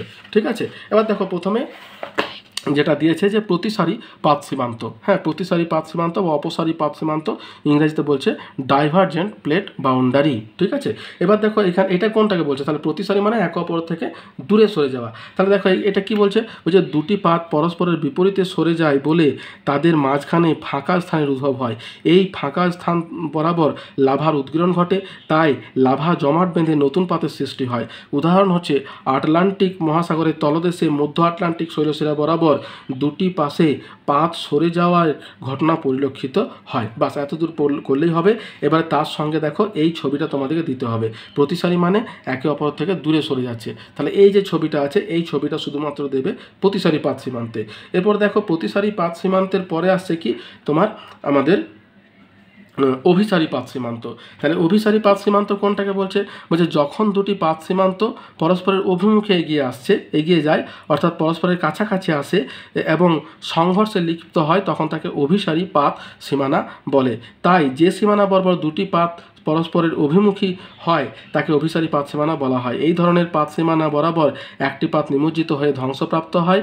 ভারী পাতের অবনমন বা নিমজ্জন ঘটার কারণে অঞ্চলটি অধঃপাত মণ্ডল বলা হয়। নিম্নগমনকারী পাতটিকে বলা হয় অবরোহী পাত, অন্যদিকে উপরে থাকা পাতটিকে বলা হয় আরোহী পাত। তাহলে দেখো আরোহী পাত এবং অবরোহী পাত এই দুটো জিনিস তোমাকে বুঝতে হবে। ঠিক আছে, এবং এখানে তোমাকে এই ছবিটা তোমাকে দিতে হবে। এই দেখো এখানে দুটো পাত পরস্পরের অভিমুখে রওনা হচ্ছে এবং এই পাতটা তোমার যেটা ভারী পাত সেটা কিন্তু নিচের দিকে ঢুকে যাচ্ছে। তাহলে অবরোহী কোনটাকে বলছে, অবরোহী যেটা নিচে থাকছে, আর আরোহী মানে যেটা উপরে উঠছে। অতএব এটা হচ্ছে আরোহী পাত, এটা হচ্ছে অবরোহী পাত। ঠিক আছে, এরপরে দেখো আছে নিরপেক্ষ পাত সীমান্ত। নিরপেক্ষ পাত সীমান্ত কোনটাকে বলছে, চ্যুতি বরাবর অবস্থিত দুটি পাত যখন একে অপরের বিপরীতে ক্রমশ দূরে দিকে সরে যায় তখন তাকে নিরপেক্ষ পাত সীমান্ত বলা হয়। এই ধরনের পাত সীমানায় শুধুমাত্র পাতের আনুভূমিক সরণ ঘটে, তাই এই ধরনের সীমানাকে নিরপেক্ষ বা সংরক্ষণশীল পাত সীমানা বলা হয়। দুটি পাত পাশাপাশি বিপরীত দিকে সরে যায় এবং এর সঙ্গে পরিবৃত্তি চ্যুতি সংশ্লিষ্ট থাকে, তাই এই ধরনের পাত সীমানা পরিবৃত্তি পাত সীমানা নামেও পরিচিত। তাহলে এই হচ্ছে তোমার নিরপেক্ষ পাত সীমান্ত। এরপরে আমাদের যেটা আছে সেটা হচ্ছে যে তোমার প্রতিসারি, অভিসারী এবং তোমার নিরপেক্ষ পাত সীমান্ত। এরপর আমাদের যেটা জানতে হবে সেটা হচ্ছে তোমার গঠন অনুসারে। তাহলে ভূগাঠনিক কার্যাবলীর ভিত্তিতে এবারে কী হচ্ছে তোমার আরও তিনটে ভাগে ভাগ করছে। একটা হচ্ছে গঠনকারী সীমান্ত, একটা হচ্ছে বিনাশকারী সীমান্ত, একটা হচ্ছে তোমার অপরিবর্তনশীল বা সংরক্ষণশীল সীমান্ত। তাহলে গঠনকারী সীমান্ত যেটা আছে সেটা তোমার ওই যে প্রতিসারি পাত সীমান্তের একটা রূপ হচ্ছে তোমার গঠনকারী সীমান্ত। বুঝতে পেরেছো? তাহলে গঠনকারী সীমান্ত কোনটাকে বলছে, বলছে প্রতিসারি বা অপসারী পাত সীমান্তে দুটি পাত পরস্পরের বিপরীতের দিকে সরে যাওয়ার যেখানে মাঝখানের ফাটলটিও ততই প্রশস্ত হতে থাকে এবং সেখানে থেকে গুরুমণ্ডলের উত্তপ্ত গলিত ম্যাগমা উপরে উঠে এসে নতুন সামুদ্রিক ভূত্বক গঠন করে। দেখো এখানে যেহেতু নতুন সামুদ্রিক ভূত্বক গঠন করছে তাই একে গঠনকারী সীমান্ত বলছে। এই ধরনের পাত সীমান্তকে গঠনকারী পাত সীমান্ত বলে। ঠিক আছে, যেমন একদিকে উত্তর ও দক্ষিণ আমেরিকান পাত এবং অন্যদিকে ইউরেশিয়া এবং আফ্রিকা পাত পরস্পর থেকে দূরে সরে যাওয়ার ফলে আটলান্টিক শৈলশিরা সৃষ্টি হয়। এবারে দেখা আছে বিনাশকারী সীমান্ত। তাহলে বিনাশকারী সীমান্ত কোনটা গো, যেটা হচ্ছে অভিমুখী বা অভিসারী পাত সীমান্ত। তাহলে অভিসারী পাত সীমান্ত বরাবর অপেক্ষিত ভারী পাতটি নিমজ্জিত হয়ে ধ্বংসপ্রাপ্ত হয়, এই ধরনের পাত সীমান্তকে বিনাশকারী সীমান্ত বলা হয়। দেখো এবারে এই বিনাশকারী সীমান্তটা কিন্তু তিন ধরনের হচ্ছে। ঠিক আছে, কি কি বলতো, মহাদেশীয় পাত সীমান্ত, অর্থাৎ দুটো মহাদেশীয় পাতের সংঘর্ষ হতে পারে, একটি মহাদেশীয় একটা মহাসাগরীয় পাতের সংঘর্ষ হতে পারে, আর মহাসাগরীয় পাত সীমান্ত হতে পারে। তাহলে এই তিনটে পাত সীমান্ত সম্পর্কে তোমাদেরকে জানতে হবে। এরপরে দেখা আছে অপরিবর্তনশীল বা সংরক্ষণশীল পাত সীমান্ত, অর্থাৎ যেটাকে বলছে নিরপেক্ষ পাত সীমান্ত। তাহলে এটা কি বলছে, নিরপেক্ষ পাত সীমান্ত বরাবর উভয় পাত পরস্পরের সঙ্গে সংঘর্ষে নিমজ্জন, দূরে সরে যাওয়া প্রভৃতি কিছু না ঘটানোর ফলে এই ধরনের পাত সীমান্ত বরাবর কোনোরূপ গঠন বা বিনাশ না ঘটায় এই ধরনের পাত সীমান্তকে অপরিবর্তনশীল বা সংরক্ষণশীল পাত সীমান্ত বলে। তাহলে এই হচ্ছে তোমার পাত সীমান্তের ভাগ।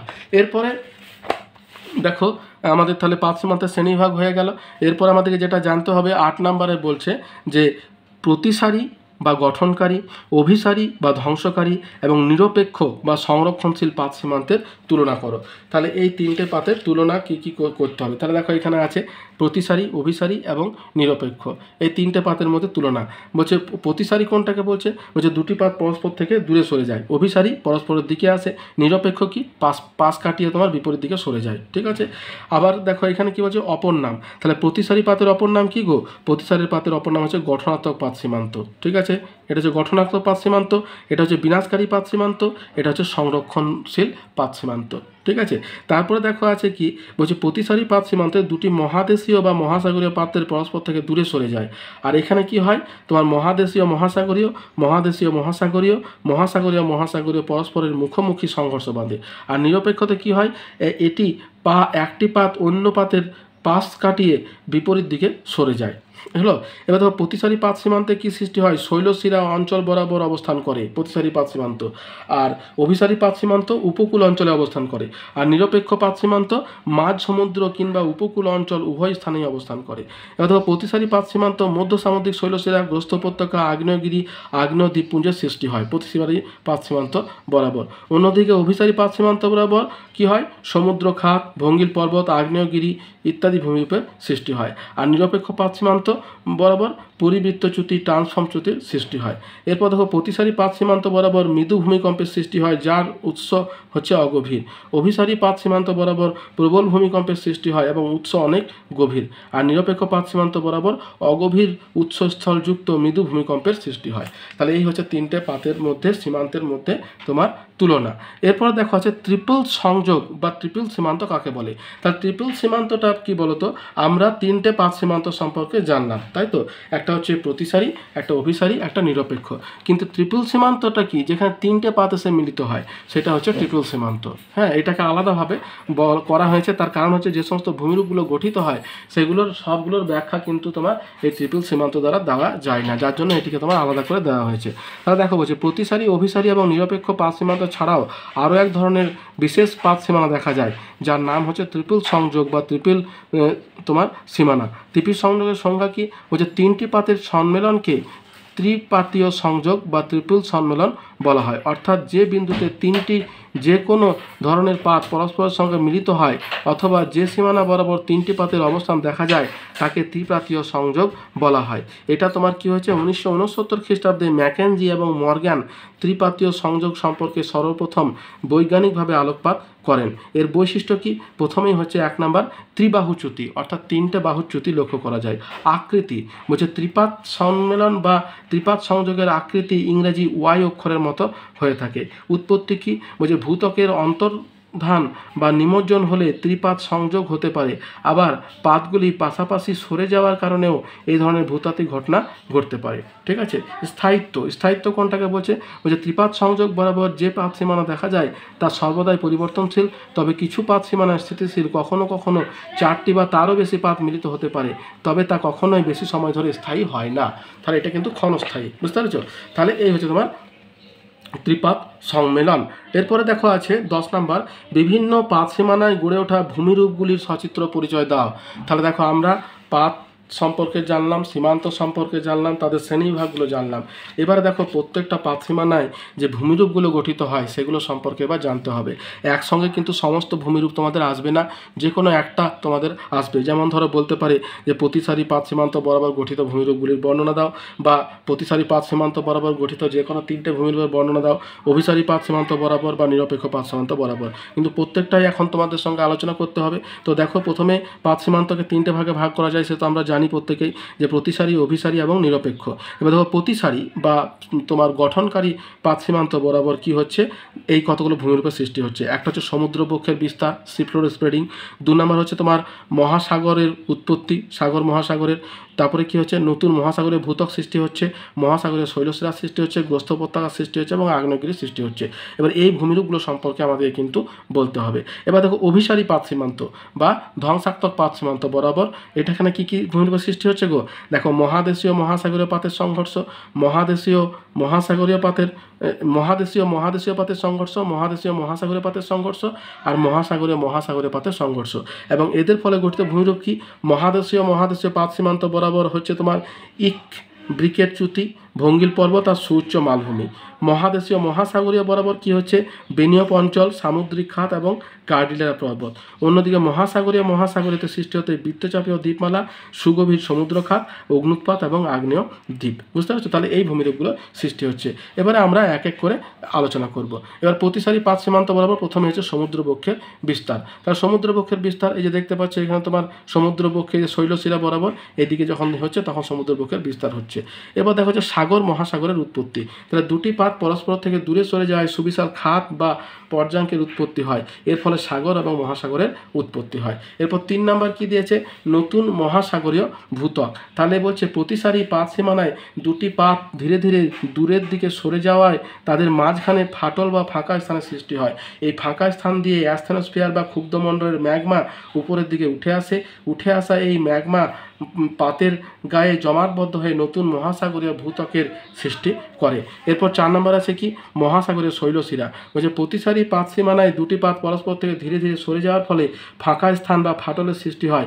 এই ফাটল দিয়ে ক্ষুব্ধমণ্ডলের ম্যাগমার উদ্গীরণ ঘটে। এই ম্যাগমা বা লাভা জমাটবদ্ধ হয়ে মহাসাগরীয় শৈলশিরা গঠন করে। ঠিক আছে, যেমন তোমার মধ্য আটলান্টিক শৈলশিরা। এই ছবিগুলো কিন্তু দেবে প্রত্যেকটাতে, ছবিটা কিন্তু মাস্ট। এরপর দেখো আছে 5 নাম্বার গ্রস্থ উপত্যকা। তাহলে গ্রস্থ উপত্যকা যে দুটি পাত পরস্পর থেকে বিপরীতে সরে যাওয়ায় ভূত্বকীয় শিলায় তোমার মধ্যে টান পড়ে, এর ফলে সংশ্লিষ্ট অঞ্চলে ভূত্বক বসে যায় এবং এর ফলে গ্রস্থ উপত্যকা সৃষ্টি হয়। উদাহরণ হচ্ছে তোমার দ্য গ্রেট রিফট ভ্যালি। ঠিক আছে, এরপর দেখা হচ্ছে আগ্নেয়গিরি। আগ্নেয়গিরি মানে আগ্নেয় পর্বত বা সঞ্চয়জাত পর্বত। বলছে ও প্রতিসারি পাত সীমানায় বিশাল আকার ফাটল সৃষ্টি হয়। এই ফাটল দিয়ে অ্যাস্থেনোস্ফিয়ারের ম্যাগমার উদ্গীরণ হয়। এই কারণে প্রতিসারি পাত সীমানায় অগ্নুৎপাত এবং আগ্নেয়গিরির ঘটনা ঘটে থাকে। যেমন উদাহরণ হচ্ছে মধ্য আটলান্টিক শৈলশিরার উপরে সেন্ট হেলেন দ্বীপের সেট হেলেনা আগ্নেয়গিরি, এটা কথা আমার প্রতিসারি। এবারে অভিসারী পাত সীমান্ত বা ধ্বংসাত্মক পাত সীমান্ত, যে সীমান্ত বরাবর দুটি পাতের মিলিত হয় সেখানে এবার দেখো কি হচ্ছে মহাদেশীয় মহাসাগরীয় পাত সীমান্তের ফলে প্রথমেই সৃষ্টি হচ্ছে কি বলতো ইমব্রিকেট চ্যুতি। এটাকে কি বলছে যে অভিসারী পাত সীমান্তে যখন দুটি পাত পরস্পরের অভিমুখে এগিয়ে আসে তখন তাদের মধ্যবর্তী মহাসাগরীয় ভূত্বক বরাবর ভূত্বক বাধার সম্মুখীন হয়। ঠিক আছে, তাহলে দুটো পাতার মধ্যে যখন সংঘর্ষ হচ্ছে তখন কিন্তু বাধার সম্মুখীন হচ্ছে। তাই দুটি মহাদেশীয় পাতের চাপে মহাসাগরীয় ভূত্বকটি বেঁকে যায়। বুঝতে পেরেছ? বেঁকে গেল এবং এই বাঁক খাওয়া অংশে যে ধরনের চ্যুতি সৃষ্টি হয় সেই চ্যুতিকে ইমব্রিকেট চ্যুতি বলে। এই চ্যুতি বরাবর মহাসাগরীয় ভূত্বকটি খণ্ডে খণ্ডে বিভক্ত হয় এবং খণ্ডিত অংশগুলি একে অন্যের ওপরে উঠে যায়। উদাহরণ হচ্ছে তোমার ইউরোপের জুরাপ পার্বত্য অঞ্চলে কিন্তু এটা দেখতে পাওয়া যায়। 2 নম্বর কি ভঙ্গিল পর্বত। বলছে অভিসারী পাত সীমানা বরাবর যখন দুটি মহাদেশীয় পাত পরস্পর অভিমুখী হয় তখন ভারী মহাদেশীয় পাতটি হালকা মহাদেশীয় পাতের নিচে প্রবেশ করে, ফলে প্রবল পার্শ্বীয় সংকোচন বলের সৃষ্টি হয়। এই বলের প্রভাবে দুটি পাতের মধ্যবর্তী অবনমিত স্থানে বা অগভীর খাত বা মহীখাতের মধ্যে সঞ্চিত পলিরাশি ভাঁজপ্রাপ্ত হয় এবং ভাঁজপ্রাপ্ত পাললিক শিলা উত্থিত হয়ে বিশালাকার ভঙ্গিল পর্বতের সৃষ্টি করে। এরপরে দেখা যাচ্ছে সুউচ্চ মালভূমির সৃষ্টি। পর্বত যেমন সৃষ্টি হয় সেরকম মালভূমিরও সৃষ্টি হয়। ওই যে মহাদেশীয় পাতের সংঘর্ষে সুউচ্চ মালভূমির সৃষ্টি হয়। দুটি মহাদেশীয় পাতের সংঘর্ষের স্থলে ভূত্বকের মধ্যে পার্শ্বচাপের উদ্ভব হয়। এই পার্শ্বচাপের প্রভাবে মহাদেশীয় ভূত্বক উঁচু হয়ে মালভূমি গঠন করে। এই হলো তোমার মহাদেশীয়। এরপর দেখো মহাসাগরীয় পাতের সংঘর্ষের ফলে সৃষ্ট ভূমিরূপ। প্রথম যেটা আছে সেটা হচ্ছে বেনিয়প অঞ্চল। বলছে অভিসারী পাত সীমানায় কখনো মহাদেশীয় এবং মহাসাগরীয় পাতের সংঘর্ষে ফলে সৃষ্টি হয়। মহাসাগরীয় পাতটি ভারী হওয়ায় এই পাতটি হালকা মহাদেশীয় পাতের নিচে প্রবেশ করে। মূলত 45 ডিগ্রি কোণে মহাসাগরীয় পাতটি মহাদেশীয় পাতের নিচে নিমজ্জিত হয়। এই অঞ্চলটি বেনিয়প অঞ্চল নামে পরিচিত। বুঝতে পারছো? এরপরে দেখো আছে সামুদ্রিক খাত কোনটাকে বলছে অভিসারী পাত সীমানা বরাবর ভারী মহাসাগরীয় পাতটি হালকা মহাদেশীয় পাতের নিচে প্রবেশ করে বলে ওই স্থানে পুরনো পাতের গলন হয়। এখানে নিমজ্জিত পাতের যে অংশটি অবনমিত হয় এবং নিচের গুরুমণ্ডলে প্রবেশ করে সেখানেই পুরনো পাতের গলন হয় এবং ধ্বংসপ্রাপ্ত হয়। তাই এই স্থানে সামুদ্রিক পাতের সৃষ্টি হয়। উদাহরণ হচ্ছে আটলান্টিক মহাসাগরের পুয়ার্টোরিকা খাত। ঠিক আছে, এরপরে তাহলে এটা গেল তোমার সামুদ্রিক খাত। এরপরে কি আছে 3 নম্বর হচ্ছে কার্ডিলেরা বা ভঙ্গিল পর্বত। তাহলে দেখো এই যে ভঙ্গিল পর্বতটা তোমার যেটা মহাসাগরীয় পাত সীমান্ত বরাবর সৃষ্টি হচ্ছে, তার অপর নাম হচ্ছে কার্ডিলেরা। ঠিক আছে, তাহলে এখানে কি হয় দেখো, ও যে মহাদেশীয় এবং মহাসাগরীয় পাতের সংঘর্ষের কারণে ভারী মহাসাগরীয় পাতটি হালকা মহাদেশীয় পাতের নিচে নিমজ্জিত হয়, অর্থাৎ মহাসাগরীয় পাতটি মহাদেশীয় পাতের নিচে পাতিত হয়। এর ফলে হালকা মহাদেশীয় পাতের সীমানায় সঞ্চিত পরিরাশিতে ভাঁজ পড়ে এবং পার্শ্বচাপের পরিমাণ বৃদ্ধি পেলে এবং ক্রমাগত চলতে থাকলে এক সময় ভাঁজগুলি একত্রিত হয় এবং বৃহদাকার ভাঁজের সৃষ্টি করে। তাই কার্ডিলেরা ভঙ্গিল পর্বতের উৎপত্তি হয়। উদাহরণ হিসাবে তোমার প্রশান্ত মহাসাগরীয় পাত এবং আমেরিকান পাতের সংঘর্ষের মাধ্যমে উত্তর আমেরিকায় রকি এবং দক্ষিণ আমেরিকায় আন্দিজ পর্বতের জন্ম হয়েছে। এগুলো হচ্ছে সবথেকে বৃহত্তম তোমার ভঙ্গিল মানে দীর্ঘতম ভঙ্গিল পর্বত, বৃহত্তম না দীর্ঘতম। ঠিক আছে, বৃহত্তম হিমালয় কিন্তু দীর্ঘতম হচ্ছে রকি আন্দিজ। ঠিক আছে, এরপর দেখো আছে মহাসাগরীয় পাতের সংঘর্ষের ফলে সৃষ্ট। তাহলে প্রথমে কি হয়, 1 নম্বর হচ্ছে বৃত্তচাপীয় দ্বীপমালা। বৃত্তচাপীয় দ্বীপমালা বলছে দুটি মহাসাগরীয় পাত যখন পরস্পরের মুখোমুখি তোমার সংঘর্ষে লিপ্ত হয়, তখন ভারী মহাসাগরীয় পাতটি অপেক্ষিত হালকা মহাসাগরীয় পাতের নিচে প্রবেশ করে ভারী মহাসাগরীয় পাতটি নিমজ্জিত হলে অত্যধিক তাপে গলে যায় এবং এর ফলে গলিত আগ্নেয় পদার্থ সমূহ বাইরের দিকে নির্গত হয়। তাই বৃত্তচাপ আকৃতির আগ্নেয় দ্বীপমালা গঠিত হয়। ঠিক আছে, দেখো এই ছবিটা আছে, এই ছবিটা তোমরা দেবে তাহলে কিন্তু হবে। এরপর দেখা আছে সুগভীর সমুদ্র খাত। সুগভীর সমুদ্র খাত কোনটাকে বলছে যে দুটি মহাসাগরীয় পাতের সংঘর্ষের কারণে অপেক্ষিত ভারী মহাসাগরীয় পাতটি বাঁক নিয়ে হালকা মহাসাগরীয় পাতের নিচে প্রবেশ করে এবং এর ফলে পাতের বাঁক নেওয়া অংশে সুদীর্ঘ এবং সামুদ্রিক খাতের উৎপত্তি হয়। এই ধরনের খাতকে তোমার ব্যাক আর্ক বেসিন বলা হয়। এই ছবিটা তোমরা ওইটার জন্য দিতে পারো। এরপরে দেখো আছে 3 নম্বর অগ্নুৎপাত বা আগ্নেয় দ্বীপ। বলছে ভারী মহাসাগরীয় পাতটি যখন অপেক্ষিত হালকা মহাসাগরীয় পাতের নিচে নেমে যায়, তখন প্রচণ্ড উত্তাপে শিলার আংশিক গলন হয়। এর ফলে ওই গলিত পদার্থ বা উত্তপ্ত পদার্থ ফাটলের মধ্য দিয়ে উপরের দিকে উঠে আসে, ফলে অগ্নুৎপাত হয়। অগ্নুৎপাতজনিত পদার্থগুলি জমাট বন্ধ হয়ে আগ্নেয়দ্বীপের সৃষ্টি হয়। উদাহরণ হচ্ছে যেমন ভারত এবং প্রশান্ত মহাসাগরের সংঘর্ষের কারণে এ ধরনের অসংখ্য আগ্নেয়দ্বীপ গড়ে উঠেছে। এরপরে দেখো আছে আমাদের নিরপেক্ষ পাত সীমান্ত বরাবর গঠিত ভূমিরূপ, অর্থাৎ পাশাপাশি মুভমেন্টের ফলে প্রথম যেটা সৃষ্টি হয় সেটা হচ্ছে ট্রান্সফর্ম চ্যুতি। তাহলে ট্রান্সফর্ম চ্যুতি কোনটাকে বলছে নিরপেক্ষ পাত সীমানায় সৃষ্টি বা ধ্বংস কিছুই হয় না। তাই এই অংশে উল্লেখযোগ্য ভূত্বকীয় ঘটনা হলো পরিবৃত্ত চ্যুতি বা ট্রান্সফর্ম চ্যুতি। এই সীমানায় দুটি পাত পাশাপাশি সরে যাওয়ায় ভূত্বকের আয়াম স্ট্রাইক বা স্ট্রাইক স্লিপ চ্যুতির সৃষ্টি হয়।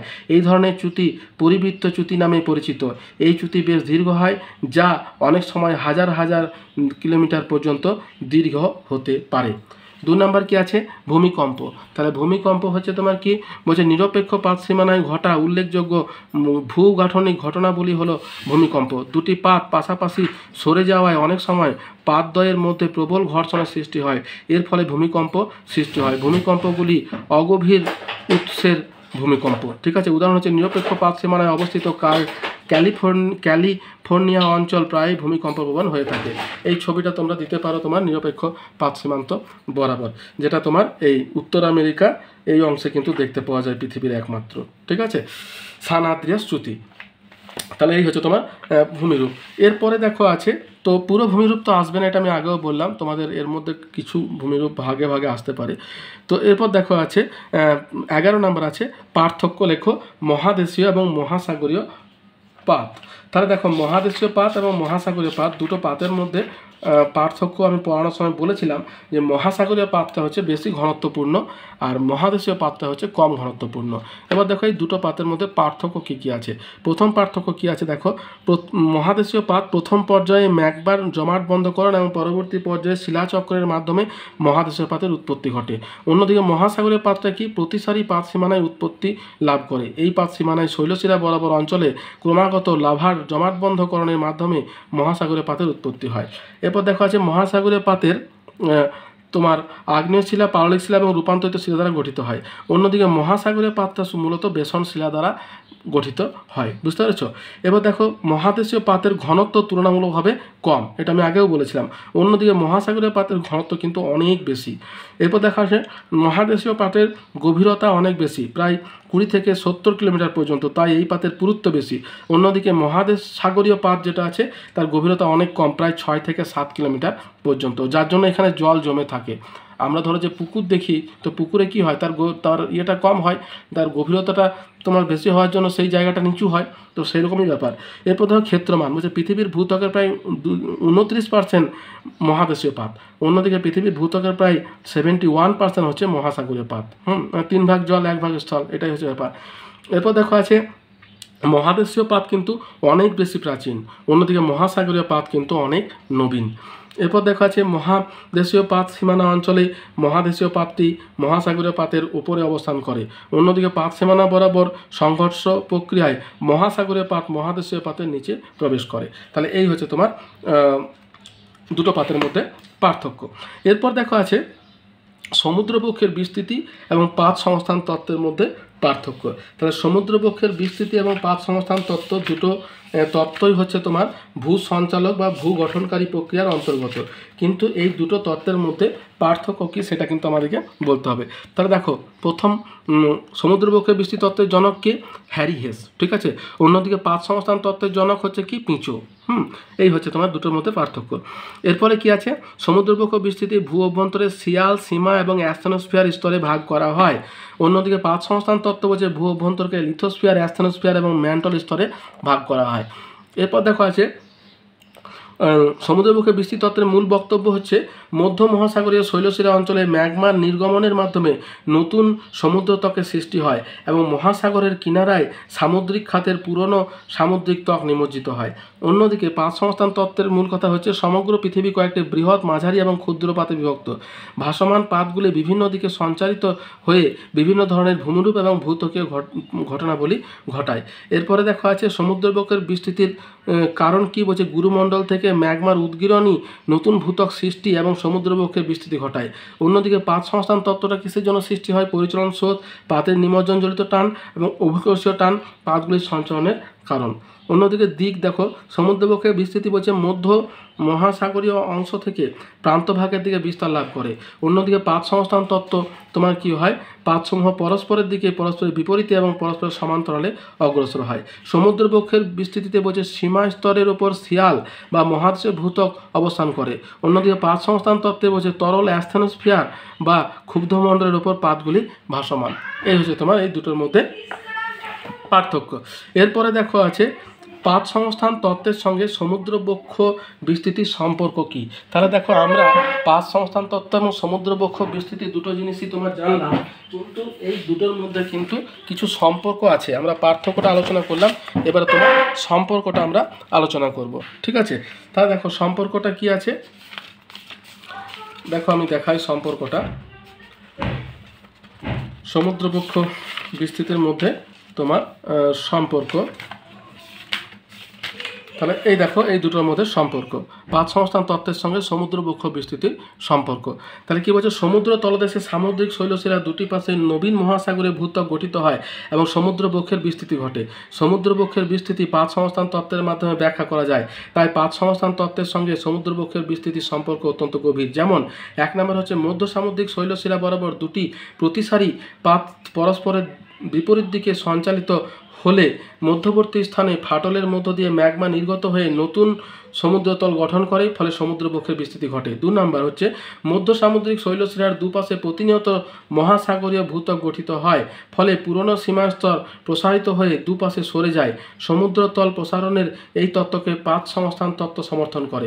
3 নম্বর হচ্ছে সমুদ্রবক্ষের বিস্তার ও পাত সংস্থান তত্ত্বের ধারণা উভয়ই ভূত্বকীয় প্রসারণের মাধ্যমে মহাদেশীয় চলন ও সামুদ্রিক অববাহিকা সৃষ্টির ব্যাখ্যা দেয়। 4 নম্বর হচ্ছে সমুদ্রবক্ষের বিস্তার ও পাত সঞ্চালন তত্ত্ব উভয়ই একই ধরনের তথ্য ও প্রমাণকে ব্যবহার করেছে, যেমন বিপরীত চুম্বকত্ব, ভূত্বকের বয়স এবং বিস্তৃতি, পরিচলন, ক্রোশ দ্বারা চলন, অগ্নুৎপাত, ভূমিকম্প প্রভৃতি বিষয়গুলি উভয় তত্ত্বেই মডেল হিসাবে ব্যবহৃত হয়েছে। সুতরাং পাত সংস্থান তত্ত্ব ও সমুদ্রবক্ষের বিস্তৃতি ধারণা পরস্পর সম্পর্কযুক্ত বিষয়, ঠিক আছে। তাহলে এই গেল তোমার ঘটনা। এরপরে দেখো আছে এখানে পুশ এবং পুল ফ্যাক্টর কি। পুশ এবং পুল ফ্যাক্টর। তাহলে পুশ এবং পুল ফ্যাক্টর আমরা তো তোমার দেখি এবার পুশ এবং পুল ফ্যাক্টর কোনটাকে বলছে। দেখো এখানে বলছে পরিচলন স্রোত পুশ ফ্যাক্টরটা হচ্ছে, পুশ মানে কি ঠেলা, ঠিক আছে, আর পুল মানে হচ্ছে টানা। তাহলে পুশ বা ঠেলাটা কি বলছে, পরিচলন স্রোতের দরুন ঊর্ধ্বমুখী প্রবাহের মাধ্যমে ম্যাগমা মধ্য মহাসাগরের শৈলশিরা বরাবর লাভা রূপে নির্গত হয়ে নতুন ভূত্বক সৃষ্টি করে। মধ্য মহাসাগরের শৈলশিরার দুপাশে এইরূপ বিপরীত পাতের সঞ্চালনকে পুশ ফ্যাক্টর বা পাতের অপসারণ ক্রিয়া বলা হয়। তাহলে পাতের অপসারণ ক্রিয়াটাকে বলছে পুশ ফ্যাক্টর। আর পুল ফ্যাক্টর কোনটাকে বলছে পরিচলন স্রোতের প্রভাবে মহাদেশীয় পাতের প্রান্তভাগ দুটি পাত পরস্পরের মুখোমুখি হলে ভারী পাতটি হালকা পাতের ভূগর্ভে প্রবেশ করে। এই অভিসারী পাত সীমান্তে ভারী পাতের অধগমনের কারণকে পুল ফ্যাক্টর বা ভূগর্ভের আকর্ষণী ক্রিয়া বলা হয়। তাহলে এই হচ্ছে তোমার পুশ ফ্যাক্টর এবং পুল ফ্যাক্টর। এরপর দেখো আছে পাত সংস্থান তত্ত্বের দুর্বলতা সম্পর্কে আলোচনা করো। তাহলে দুর্বলতা মানে কি বলতো, দুর্বলতা মানে সমালোচনা, অর্থাৎ আমাদের পাত সংস্থান তত্ত্বের কি কি সমালোচনা আছে। তো তার মধ্যে এখানে দেখো চারটে তোমার দেওয়া আছে, এই চারটে আমি আলোচনা করছি। প্রথমে হচ্ছে পাত সংস্থান তত্ত্বটি বিভিন্ন দিক থেকে গ্রহণযোগ্য হলেও এই তত্ত্বটি সম্পূর্ণরূপে কিন্তু ত্রুটিমুক্ত নয়। এই তত্ত্বের প্রধান দুর্বলতাগুলি হলো, এক নম্বর হচ্ছে পাতের সংখ্যা সংক্রান্ত বিরোধ। পৃথিবীতে পাতের সংখ্যা কতকগুলি তা নিয়ে বিজ্ঞানীদের মধ্যে যথেষ্ট দ্বন্দ্ব রয়েছে। 2 নম্বর হচ্ছে পৃথিবীর আয়তন। পৃথিবীর আয়তন স্থির ধরা হলে পাতের বিনাশ এবং সৃষ্টির হার সমান হওয়া উচিত, কিন্তু বাস্তবে দেখা যায় অভিসারী পাত সীমানার দৈর্ঘ্য অপেক্ষা প্রতিসারী পাত সীমানার দৈর্ঘ্য বেশি হয়। 3 নম্বর হচ্ছে পাতের চলন। পাতের চলন বলছে কি, একই পাতের দুদিকে সঞ্চালনের কারণ সম্বন্ধে পাত সংস্থান তত্ত্ব সঠিকভাবে ব্যাখ্যা দিতে পারেনি। 4 নম্বর কি আছে, পাত সঞ্চালনের শক্তি। পাত সঞ্চালনের জন্য যেসব শক্তির উল্লেখ করা হয়েছে, যেমন পরিচলন স্রোত, মহাকর্ষ বল, তা বিজ্ঞানীদের কাছে গ্রহণযোগ্য নয়। অর্থাৎ পাত সঞ্চালনের জন্য যে পরিমাণ শক্তির প্রয়োজন হয় তা কিন্তু এরা দিতে পারবে না বলে বিজ্ঞানীদের মত। 5 নম্বর কি আছে, সমস্ত পর্বত উৎপত্তির ব্যাখ্যা। পৃথিবীতে সৃষ্ট সমস্ত পর্বতের গঠন পাত সংস্থান তত্ত্বের দ্বারা কিন্তু ব্যাখ্যা করা যায় না। আর কি আছে, পাতের নিমজ্জন অঞ্চল। 6 নম্বর শুধুমাত্র প্রশান্ত মহাসাগরীয় পাতের নিমজ্জন কেন ঘটেছে ও পাত কিনারার ধ্বংস হয়েছে এবং অন্যান্য সাগর মহাসাগরের ক্ষেত্র প্রসারণ ঘটেছে, এই বক্তব্যের সঠিক ব্যাখ্যা পাত সংস্থান তত্ত্ব দিতে পারে না। ঠিক আছে, তাহলে এই হচ্ছে এই পাত সংস্থান তত্ত্বের কতগুলো দুর্বলতা বা ত্রুটি বা সমালোচনা। এরপর দেখো সবশেষের প্রশ্ন যেটা, সেটা হচ্ছে যে নব্য পাত সংস্থান তত্ত্ব বা নিও প্লেট টেকটনিক তত্ত্ব কি। ঠিক আছে, নব্য পাত সংস্থান তত্ত্ব। তাহলে এই জিনিসটা হচ্ছে তোমার একেবারে শেষ প্রশ্ন, বা আমরা প্লেট টেকটনিক জানছি, এবার নিও প্লেট টেকটনিকটা কি সেটা আমাদের জেনে রাখা দরকার। তাহলে এই দেখো নিও প্লেট টেকটনিক তত্ত্ব, নব্য পাত সংস্থান তত্ত্ব বা নিও প্লেট টেকটনিক। মায়োসিন যুগে প্রায় 2.3 কোটি বছর আগে থেকে শুরু করে বর্তমান সময় পর্যন্ত ভূত্বকে যে টেকটনিক প্রক্রিয়াগুলি সক্রিয় রয়েছে বা হয়েছে তা নিয়ে গবেষণা ও বিশ্লেষণ সংক্রান্ত তত্ত্বকে বলা হয় নব্য পাত সংস্থান তত্ত্ব বা নিও টেকটনিক থিওরি। উদাহরণ হচ্ছে হিমালয়ের ক্রমাগত উচ্চতা বৃদ্ধি, সুন্দরবন এলাকায় ভূমির নিমজ্জন এবং নদীপথ পরিবর্তন ইত্যাদি। তাহলে এই হচ্ছে তোমার নিও প্লেট টেকটনিক থিওরি। তাহলে দেখো আমি যতগুলো পারলাম প্রশ্ন, যেগুলো গুরুত্বপূর্ণ এবং তোমাদের বোঝার, সেগুলো সম্পর্কে আমি তোমাদের সঙ্গে আলোচনা করলাম। যদি ভিডিওটা তোমাদের ভালো লেগে থাকে তাহলে একটা লাইক দিও, বন্ধুদের সঙ্গে শেয়ার করো, চ্যানেলটা সাবস্ক্রাইব করে রাখো। আর যদি কোনো প্রশ্ন থাকে আমাকে কমেন্ট বক্সে কমেন্ট করো, আমি তোমাদের প্রশ্নের উত্তর দেওয়ার চেষ্টা করব। তাহলে এতদূর পর্যন্তই, দেখা হচ্ছে পরের ভিডিওতে। ধন্যবাদ।